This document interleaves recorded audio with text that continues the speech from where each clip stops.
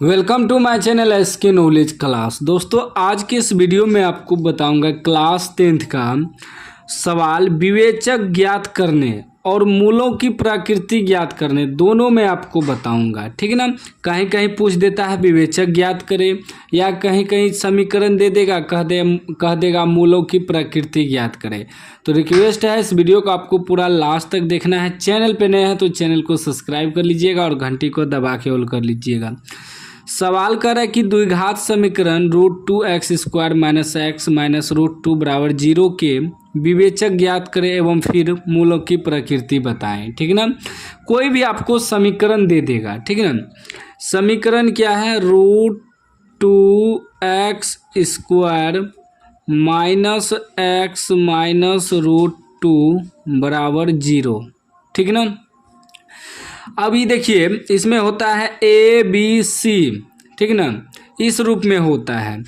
इसका जो द्विघात समीकरण का मूल रूप होता है ax² + bx + c बराबर 0। यह मूल रूप होता है। ठीक ना।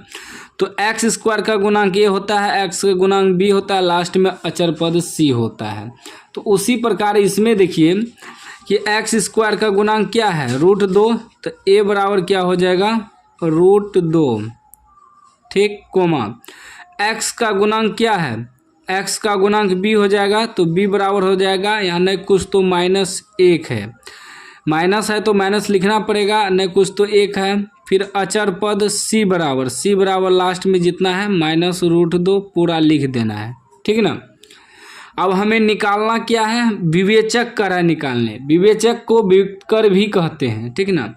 विवेचक यानी कि d, विवेचक को d से सूचित करते हैं। d बराबर सूत्र होता है b² - 4ac। ठीक ना। अब देखिए b² b की जगह क्या है? -1, तो इसका स्क्वायर -4 गुना ac। a की जगह क्या है? √2 है, गुना c की जगह क्या है? -√2 है। ठीक ना।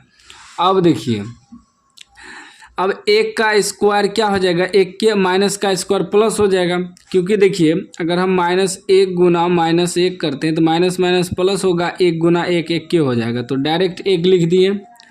अब देखिए e माइनस क्या हो जाएगा? प्लस, माइनस गुना माइनस करेंगे तो प्लस हो जाएगा।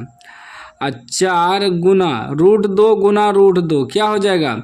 2 हो जाएगा।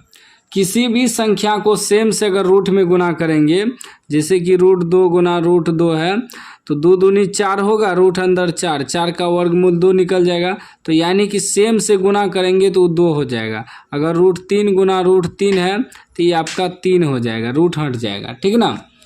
अब देखिए अब कितना हो जाएगा? ये 4 दूनी 8, 1 9, 9 जो है d बराबर 9 निकल गया। ठीक ना।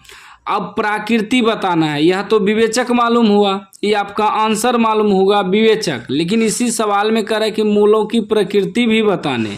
तो मूलों की प्रकृति का जो नियम होता है इसको समझिए। 3 कंडीशन होता है। पहला होता है अगर d बराबर 0 निकल जाए तो मूल वास्तविक और समान होता है, समान को बराबर भी कहा जाता है। दूसरा कंडीशन है अगर d छोटा निकल जाए 0 से तब मूल वास्तविक नहीं होगा, या मूल अवास्तविक भी कह सकते हैं।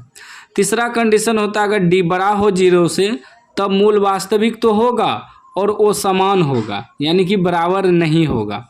अब कैसे समझेंगे यहाँ कि d बड़ा है या छोटा है? तो हमें d बराबर क्या आया है?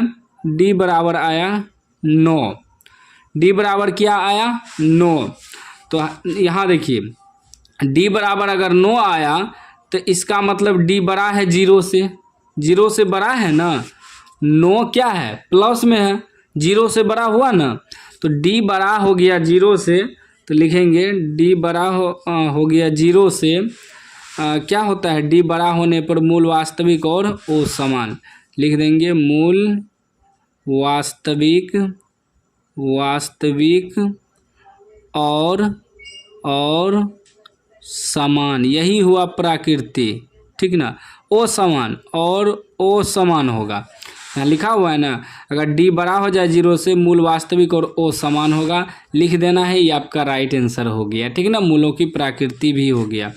अगर माइनस में आता है, जैसे ही डी बराबर, अगर मान लीजिए माइनस में 1 2 3 कुछ भी आता, तो माइनस में जब भी आता है वो छोटा अंक हो जाता, तब ये होता है 0 से छोटा हो जाता है। माइनस में कोई भी संख्या आएगा तो 0 से छोटा हो जाएगा, तब ये चीज़ लिखते, मूल वास्तविक नहीं होगा। ठीक ना। उसके बाद अगर डी बराबर 0 निकल जाता है यहाँ, ठीक ना, तब क्या होता, मूल वास्तविक और समान हो जाता। मैंने आपको तीनों कंडीशन बता दिया है, बाकी समीकरण अलग अलग हो सकता है, बस आपको पहचानने के लिए आना चाहिए, हल करने के लिए आना चाहिए। कोई भी समीकरण को आप हल कर सकते हैं। इस वीडियो को 2 बार 3 बार देखिए, समझ में आ जाएगा। और ज़्यादा से ज़्यादा शेयर कीजिए और चैनल को सब्सक्राइब कर लीजिए और घंटी को दबा के ऑल कर लीजिए।